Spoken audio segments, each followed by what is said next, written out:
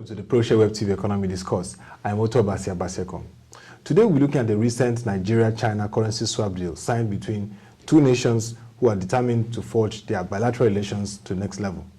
With me to look at the implications of this swap deal is my colleague Tope Babalola from the research unit of Proshare. Tope, good to have you. Thank you for having me, Otto. It's a pleasure. Always nice discussing economic issues with you. Thank you. Same here. Yeah. Prior to this currency swap deal, can you share with us the value of trade and even bilateral relations between Nigeria and China? Well, historically, early into this administration, there had been this, the filters about this particular currency swap deal has began as early back as 2016. I remember very well. If you could really go back to that. Very well, yes. Because during that time, early into the administration, this particular administration actually traveled to China, and you had the filters that there was going to be a possible currency swap deal. Yeah. But well, now we have it. But the nature of the Nigerian trade, Nigerian-China trade, it's in terms of imports, the Chinese imports into Nigeria as at 2017 stood at 1.78 trillion. That's massive, 1.78 trillion. 78 trillion. And compared to 2016, that's about a 3% growth. And that's about 1.58% of 1.58% to GDP. It comprises 19% of our total imports. So that's a chunk. But then in terms of exports to China, it's a bit way off in the sense that the total exports, Nigerian export to China, it's one that the total value is just 200 billion. Just 200 billion? Just 200 billion. And you look at it, it's the trade relationships between Nigeria and China, it's one that is highly dominated. It's more domineering in the sense that you have more import leakages than export injunctions. So the balance of trade is a challenge there. There is. From this currency swap deal, it is expected that Nigerian businesses will experience reduced risk exposure to currency volatility. Can you expatiate further on this topic?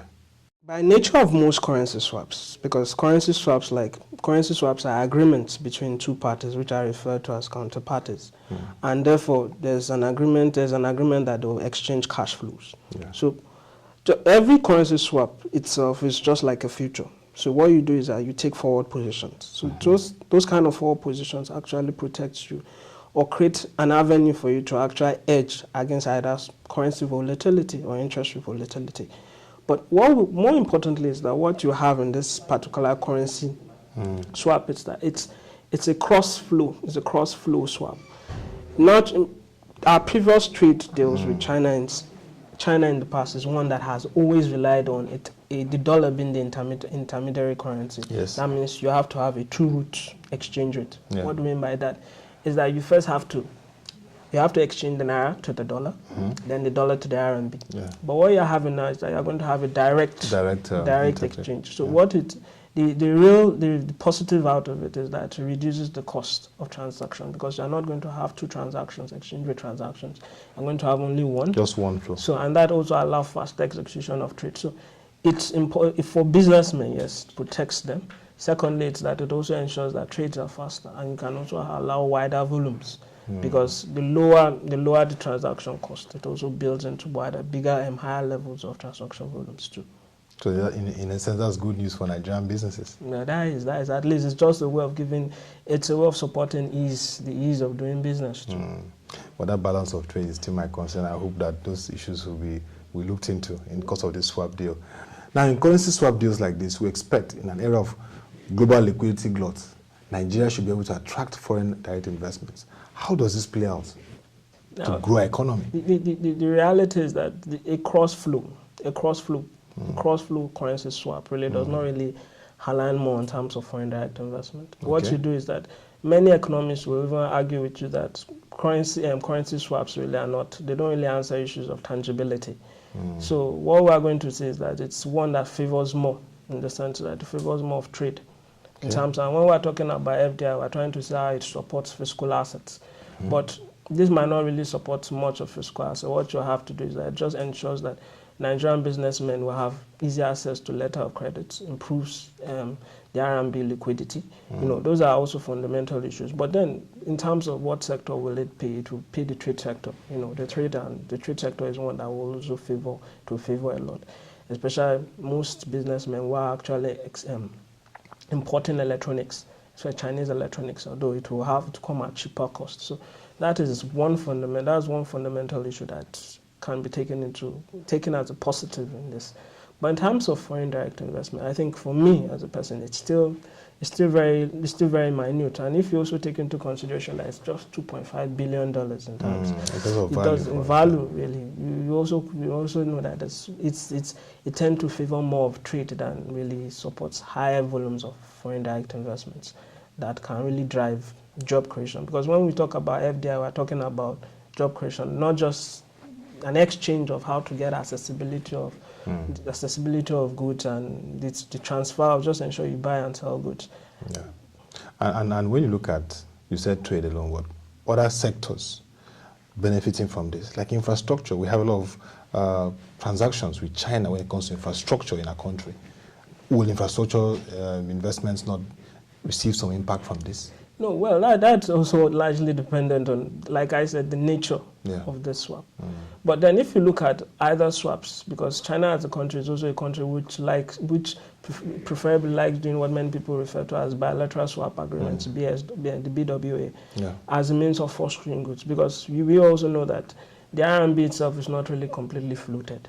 To substantial degree. It's not floated. It's not completely floated. Okay. You know, that's also one of the things you've had some of the Europeans and also the Americans really lament over that. It still runs to some substantial degree soft peg. But in attempt to really get over this buckle tights that comes with the soft pegs, so it tend to realign more with these bilateral swap agreements.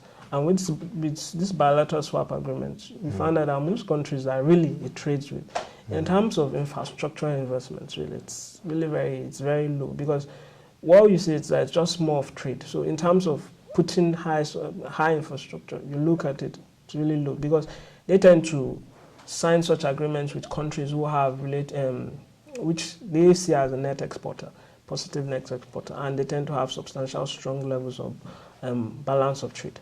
So and that's why if you look at it in terms of the BWA, you find that it's very hard for China to really sign the BWA with countries like Germany or BWA, because they tend to have stronger levels in terms of competitive edge. They rather want to look at it from a more broad level in terms of tax and any other thing.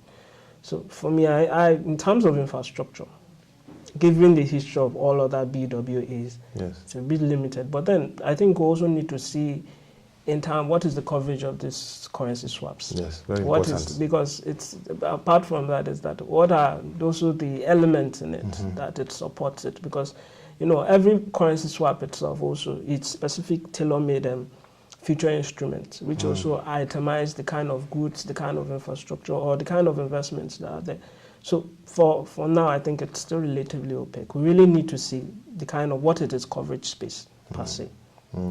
Let me take you to the global level. I know that this is something that's been happening, and both the superpowers are meeting to see how they can resolve the ongoing trade tensions between the US and China. Would this have any implication on our swap deal with China? Well, relatively, really very less, really. But then the truth is, for many economies, there's always, they can take advantage for it.